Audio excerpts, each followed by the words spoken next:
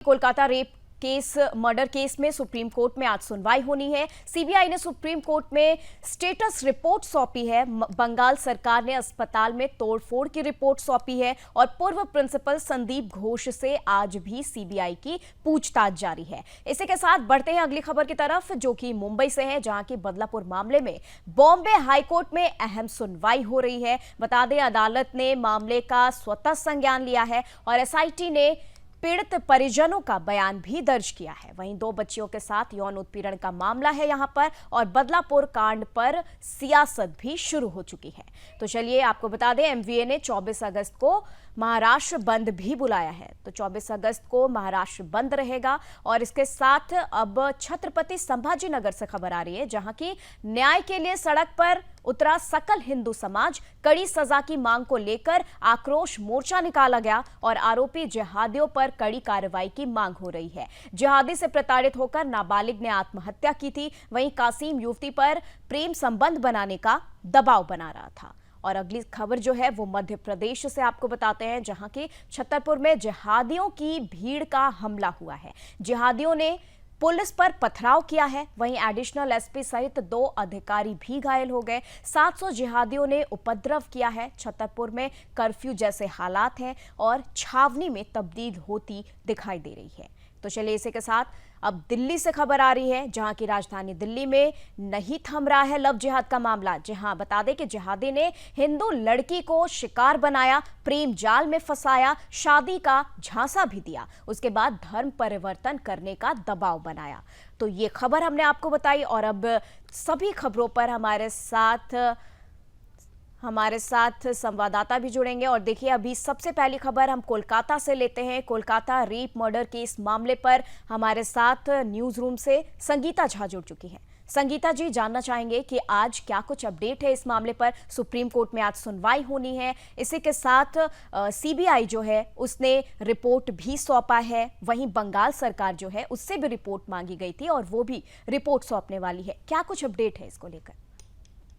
देखिए, मैं आपको बता दूं, निम्मी की रिपोर्ट ऑलरेडी सौंप दी गई है। सीबीआई ने रिपोर्ट सौंपी है और साथ ही जो ममता सरकार से भी पिछले बार जब सुप्रीम कोर्ट में सुनवाई हुई थी, जो कि 20 अगस्त को हुई थी, जब सुप्रीम कोर्ट ने कहा था, ममता सरकार से भी रिपोर्ट मांगा था, जिस दौरान हमने देखा था कि 14 अगस्त की रात को जो भीड़ जो है वो जब आरजीकर अस्पताल में हमला कर देती है और जहाँ पर ये घटना हुई थी, जहाँ पर जो डॉक्टर्स के साथ जो दरिंदगी हुई थी, उस जगह पर भी तोड़फोड़ हुई थी, इमरजेंसी रूम में तोड़फोड़ हुई थी। इसी मामले को लेकर सुप्रीम कोर्ट ने कहा था कि आखिर इतनी सारी भीड़ कैसे पहुंच गई, क्या सरकार को इसका बिल्कुल भी कोई अंदेशा नहीं था, क्या कोलकाता पुलिस के पास इसकी कोई जानकारी नहीं थी। इसी को लेकर आज देखिए बंगाल सरकार की तरफ से भी रिपोर्ट सौंपी जाएगी।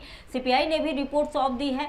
इसी पर आज देखिए, आज सीजीआई की बेंच इस पर सुनवाई करेगी और सभी मामलों पर आज जो है जो भी रिपोर्ट सौंपी गई है उसी के आधार पर सुनवाई करेगी। लेकिन देखिए, सुप्रीम कोर्ट ने कहा है कि जो डॉक्टर्स प्रदर्शन कर रहे हैं, जो सड़कों पर हैं, जिनकी वजह से जो मरीज है, जिन्हें परेशानी हो रही है, वो लोग अब डॉक्टर से सुप्रीम कोर्ट ने अपील की है कि आप लोग अपने अपने कार्यक्षेत्र में वापस लौटें। आपकी सुरक्षा को लेकर हम देख रहे हैं, सुरक्षा को लेकर भी बात करी जाएगी, क्योंकि ऐसे अब कोई और मामले ना आए, इसकी भी ध्यान दी जाएगी। जी संगीता जी, ये बताएं कि पूर्व प्रिंसिपल संदीप घोष पे सीबीआई क्या कुछ एक्शन ले रही है, उस पर क्या कुछ जानकारी है? देखिए निम्मी, मैं आपको बता दूं, जैसा कि अपडेट आ रहा है उसके मुताबिक संदीप घोष से तो लगातार ही जो है सवाल जवाब करे ही जा रहे हैं। हमने देखा कि किस तरह से शुरुआत में जब संदीप घोष खुद से इस्तीफा दे देते हैं, इस्तीफा देने के बाद आप देखिए कि जिस मामले में अभी पूरे देश में प्रदर्शन चल रहा था और जहां एक और प्रिंसिपल सिर्फ इतना सा कहकर बसते हुए नजर आते हैं कि जिस बच्ची के साथ ऐसी घटना हुई वो मेरी बेटी जैसी थी, उसके साथ ऐसा हो गया, मैं बचा नहीं पाया, इसलिए मैं इस्तीफा दे रहा हूं। लेकिन उसके बाद देखिए सरकार ने किस तरह से उसे फिर एक बार एक नई जॉब दे दी थी, जिसके बाद हाईकोर्ट ने भी इस पर फटकार लगाई थी सरकार पर। उसके बाद फिर देखिए सुप्रीम कोर्ट में भी कहा गया था कि संदीप घोष से पूछताछ क्या कुछ हो रही है, उसकी भी रिपोर्ट मांगी थी, जिसकी रिपोर्ट भी आज सौंपी गई है। तो संदीप घोष से लगातार पूछताछ हो रही है। कल भी पूछताछ के लिए बुलाया गया था, आज भी पूछताछ होगी। फिलहाल पूछताछ जारी है। अभी तक उन्हें किसी प्रकार की फिलहाल तो गिरफ्तार नहीं किया गया। संदीप घोष ने भी कहा मैं पूरी तरह से कोऑपरेट कर रहा हूं। लेकिन वही अगर संदीप घोष के उस अस्पताल में, आरजीकर अस्पताल में जो भी मेडिकल के जो थे डॉक्टर्स, उनका कहना है कई तरह के आरोप लगा रहे हैं संदीप घोष के ऊपर। कल भी हमने देखा किस तरह से संदीप घोष से जब जो मेडिकल के छात्र हैं जब मिलने जाते हैं तो संदीप घोष दौड़कर भाग जाते हैं और उसके बाद फिर वो पुलिसकर्मी की गाड़ी में बैठ जाते हैं, खुद को बचाने की कोशिश करते हैं। तो देखिए संदीप घोष तो लगातार ही सवालों के घेरे में है, क्योंकि इसके पहले भी सीबीआई के सूत्रों से जो अपडेट आई थी उसके मुताबिक यह कहा जा रहा था कि संदीप घोष के जो जवाब है और जो परिवार वालों ने जो कहा है वो मैच नहीं करता है, जिस वजह से जो है एक शक का दायरा सीबीआई का बना हुआ है संदीप घोष के ऊपर। ठीक है संगीता जी, आप इस खबर पर बने रहे हमारे साथ।